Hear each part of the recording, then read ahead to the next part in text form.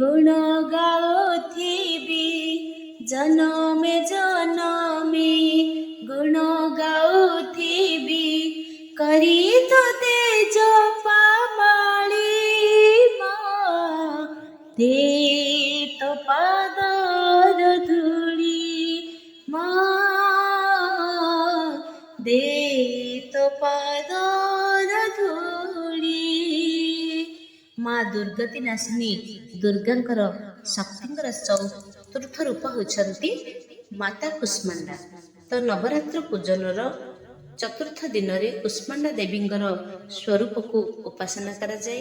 ए दिन साधकर मन अनाहत चक्र रे अवस्थित रहे एवं एही दिन अत्यंत पवित्र एवं अचंचल मन रे कुष्मांडा देवींकर स्वरूप को ध्यान रे रखी पूजा उपासना कले कार्य रे सफलता मिली थाए। जेतेबेले सृष्टिर अस्तित्व किछि ही नथिला सेतेबेले एई देवी निजे ब्रह्मांडर रचना करिथिले। एणु से ही सृष्टिर आदि स्वरूपा एवं आदिशक्ति अटंती। तांकर निवास सूर्यमंडलर भीतर लोकरे से निवास करी समस्त को क्षमता एवं शक्ति मध्य देछन्ति। तो तांकर शरीरर कांति एवं प्रभा सूर्यंक समान देदीप्यमान अटंती। तांकर तेज एवं प्रकाश रे दश दिग प्रकाशित होइथाए। ब्रह्मांडर समस्त वस्तु मानक ठारे प्राणी मानक ठारे अवस्थित तेज तांकर छाया ही अटंती। मांकर 8 भुज रहिछन्ति। एणु ए हेउछन्ति माँ अष्टभुजा कुष्मांडा देवी।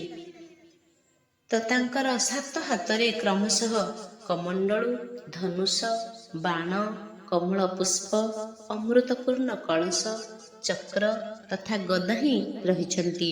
अष्टम हाथरे से समस्त सिद्धि एवं निधि मानकु देवा पाई जपामाला करुछन्ति एवं तांकर वाहन हेउछन्ति सिंह वाहन।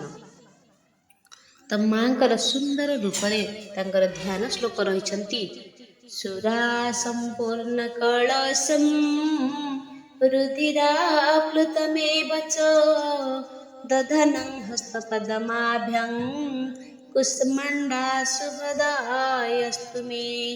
प्रथमं शैलपुत्री च द्वितीयं ब्रह्मचारिणी तृतीयं चंद्रघंटेति कुष्मांडेति चतुर्थकं पंचमं स्कंदमातेति षष्ठं कात्यायनीति च सप्तमं कालरात्रीति महागौरीति चाष्टमं।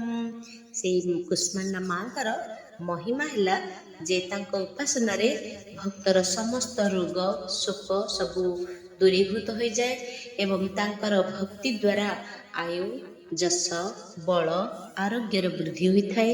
माँ कुष्मांडा अत्यंत सेवा एवं भक्ति रे प्रसन्न होइथांती। जदि मनुष्य सच्चा हृदय तांकर शरणागत हो जाए तेबे से अत्यंत सुगमतारे परम पद को मध्य प्राप्ति करई दी पारंती।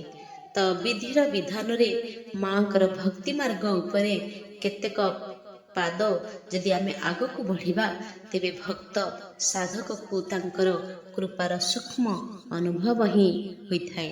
एही दुख स्वरूप संसार तांक पई अत्यंत सुखद एवं सुगम मध्य करि दियंती।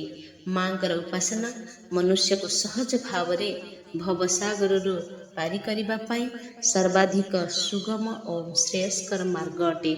माँ कुष्मांडांकर उपासना मनुष्य को आधि व्याधिरु सर्वदा विमुक्त करी सुख समृद्धि उन्नतिर अभिमुखी करिथाए। एणु निजर लौकिक पारलौकिक उन्नति चाहुथिबा उपासना रे सदैव तत्पर रहिबा उचित। तेबे मांकर उपासना किपरि करिबा? चतुर्थीर दिन माँ कुष्मांडांकर आराधना करिबा। तांकर उपासना रे सिद्धि मानक मध्य रे निधि मानक मध्य प्राप्त करिबारे समस्त रोग शोक दूर होई आयु जस मध्य वृद्धि होइथाए। प्रत्येक सर्वसाधारण पाई ଆରାଧନାର ଯୋଗ୍ୟ ଏହି ଶ୍ଲୋକ ସରଳ ଆଉ ସ୍ପଷ୍ଟ ମଧ୍ୟ। ମା ଜଗଦମ୍ବାଙ୍କର ଭକ୍ତି ପାଇବା ପାଇଁ ଏହି କଣ୍ଠସ୍ଥ କରି ନବରାତ୍ରିରେ ଚତୁର୍ଥ ଦିନ ଏହାର ଜପ କରିବା ଉଚିତ। ଯା ଦେବୀ ସର୍ବଭୂତେଷୁ ମା କୁଷ୍ମାଣ୍ଡା ରୂପେଣ ସଂସ୍ଥିତା ନମସ୍ତସ୍यै ନମସ୍ତସ୍यै ନମସ୍ତସ୍यै ନମୋ ନମଃ। ଏହାର ଅର୍ଥ ହେଲା, ହେ ମା ସର୍ବତ୍ର ବିରାଜମାନ ଏବଂ କୁଷ୍ମାଣ୍ଡା ରୂପରେ ପ୍ରସିଦ୍ଧ ଅମ୍ବେ, ଆପଣଙ୍କୁ ମୋର ବାର ବାର ପ୍ରଣାମ। ମୁଁ ଆପଣଙ୍କୁ ବାରମ୍ବାର ପ୍ରଣାମ କରୁଅଛି। ହେ ମା, ମୋତେ ସବୁ ପାପରୁ ମୁକ୍ତି ପ୍ରଦାନ କରିଦିଅନ୍ତୁ। ନିଜର ମନ୍ଦ ଅଳ୍ପ ହସ୍ୟ ଦ୍ୱାରା ଅଣ୍ଡ ଅର୍ଥାତ୍ ବ୍ରହ୍ମାଣ୍ଡକୁ ଉତ୍ପନ୍ନ କରିବାର କାରଣରୁ ଏହି ମାତା ମୋର କୁଷ୍ମାଣ୍ଡା ଦେବୀ ରୂପରେ ଅଦ୍ୟ ପୂଜା ପାଉଛନ୍ତି। ସଂସ୍କୃତ ଭାଷାରେ କୁଷ୍ମାଣ୍ଡାକୁ କଖାରୁ ବା କି କାକୁଡ଼ି ବୋଲି ମଧ୍ୟ କହିଥାନ୍ତି। ତ ବଳିରେ ଏହି କାକୁଡ଼ି ହେଉ କଖାରୁ ହେଉ ତାକୁ ସବୁ ବଳି ଦିଆଯିବାର ସର୍ବାଧିକ ପ୍ରିୟ ହୋଇଥାନ୍ତି। ଏହି କାରଣରୁ ମା ହେଉଛନ୍ତି କୁଷ୍ମାଣ୍ଡା। ତାଙ୍କର ପୂଜନ କିପରି କରିବା ନା, ଏହି ଦିନ ସମ୍ଭବ ଯେଉଁଠି ଆମକୁ ହେଇପାରିବ, ବଡ଼ ବଡ଼ ଉଚ୍ଚା ତେଜସ୍ୱୀ ଯେଉଁମାନେ ବିବାହିତ ମହିଳାମାନେ ତାଙ୍କର ପୂଜା କରିବା ଉଚିତ। ଭୋଜନରେ କ'ଣ ପାଇବେ ନା, ଦହି ଆଉ ହାଲୁଆ ତାକୁ ପ୍ରସାଦ ରୂପରେ ଦେବା ଉଚିତ।